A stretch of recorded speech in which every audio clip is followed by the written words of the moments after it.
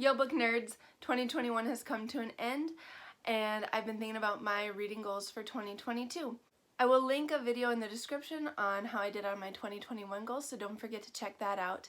For 2021, I had set a reading goal of 9 books. I know that is way less than most booktubers do, but right now I just don't have the capacity or the ability in my life to read more. So that was a good goal for me. It pushed me last year, but I was able to hit it, and I am going to stick with that again this year and set my reading goal at 9 books. I do have a second reading goal this year. In 2021, I read the book Glenn Sheen's Daughter. I will also link the dedicated review I did for that book in the description. But when I read that book, I made the comment that I had had that book on my TBR for 10 years. I had gotten it when I was 16 and I read it when I was 26. And that is just way too long for a book to have been on my TBR. But unfortunately, that's not even the longest that I've had a book on my TBR. It's very sad. And so my second reading goal for 2022 is to knock out some of these books that have been on my TBR since before I went to college, which means it has been on my TBR since 2014 or earlier. I picked that year because going off to college really stuck in my mind, and I can pretty much remember which books I had before I went to college and which books I got after. 2014 was a while ago, so I mean, if I've had books longer than that and I haven't read them, that's a problem. I need to get them off of my TBR. So I'm going to go through what books that I have on my TBR that I'm hoping to get knocked out this year. There's quite a variety. 11/22/63 by Stephen King. I got this when I was in junior high or high school, I believe. My uncle had read it and recommended it to me. I bought it because of his recommendation, but then I never read it. And I've only ever read one Stephen King book before, so this would be a good one for me to read so that I can get some more Stephen King under my belt. House Rules by Jodi Picoult. I bought this after I read My Sister's Keeper, and I read that in junior high, I believe, and I just never read it. I wanted to read more of her stuff, but then I just never got around to it, and I still have it, and I still haven't read it.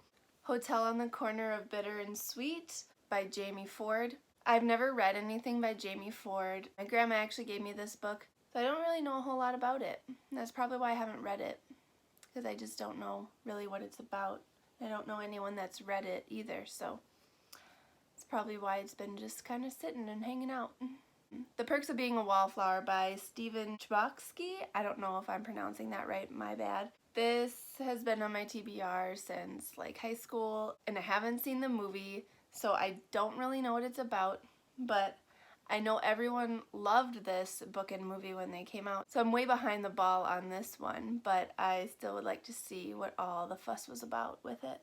The Lucky One by Nicholas Sparks. Again, I haven't seen the movie. I've only ever read one other Nicholas Sparks book, and that was A Walk to Remember. So it would be nice to get another Nicholas Sparks book under my belt. I know everyone loves his books and everyone loves the movie adaptations. So again, way behind the ball on this one, but I'd like to see what all the fuss was about with it. The rest of the books I have are considered classics. I love classics, so these are probably higher on my list to read than the first ones that I talked about, just because I love classics so much. Persuasion by Jane Austen. I bought this, I believe, in high school. I've read 2 Jane Austen novels. I've read Emma and I've read Pride and Prejudice. Pride and Prejudice is one of my all-time favorite books, and Emma was great too, and I love the movie adaptation for Emma that just came out a few years ago. But I've never read Persuasion, and I'd really like to. I don't really know what it's about. And going off of that, I also want to read Sense and Sensibility by Jane Austen. I got this about the same time I got Persuasion, but I don't really know what it's about, but I love Jane Austen, so I don't think I'll be disappointed with either of these. Uncle Tom's Cabin by Harriet Beecher Stowe. I got this book from my grandma. She gave me this one and that other one I mentioned, but I do know what this one's about.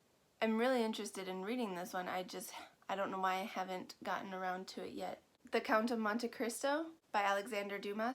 This book has been on my TBR since probably junior high or high school, but it is huge and it scares me.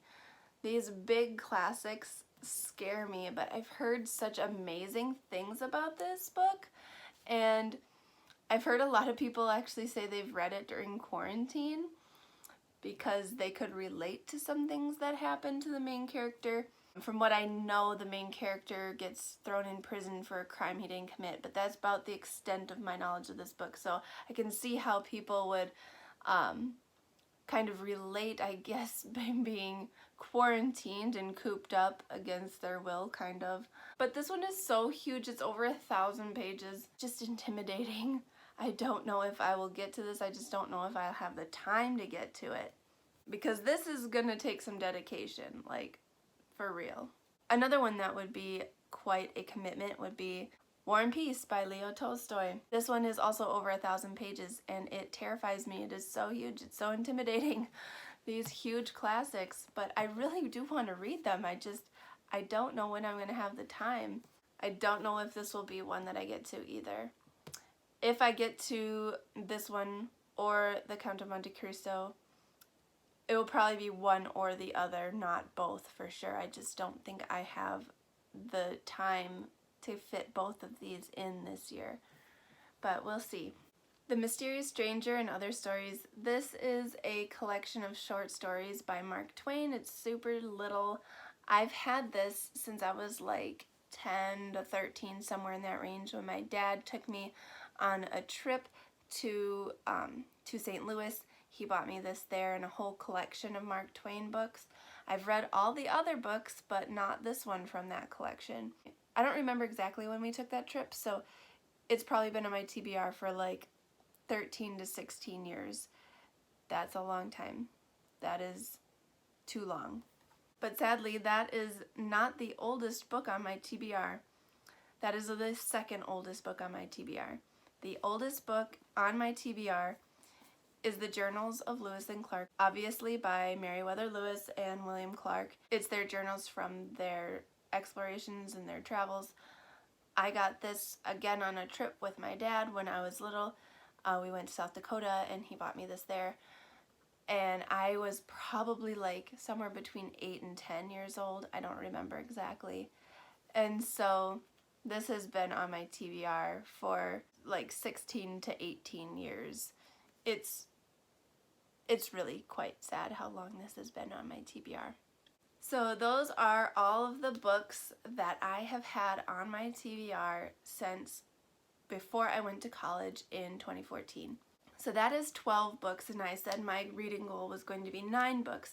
But the problem is I'm also a mood reader, and so if I'm not in the mood for any of these books, it will be really hard to force myself to read one of them. So my goal is going to be that 5 out of the 9 are going to be from these books. The other 4 could be from these books, but they could also be books that I bought more recently. So those are my reading goals for 2022. Let me know if you've read any of these books and what you thought of them. If you really like certain ones, let me know, because then it might help me want to read them. It might bump them up in the order that I decide to read them. Let me know what your 2022 reading goals are. Don't forget to like this video and subscribe to my channel if you haven't already. I'm so excited to start another year of reading, and I can't wait. Thanks for talking books with me.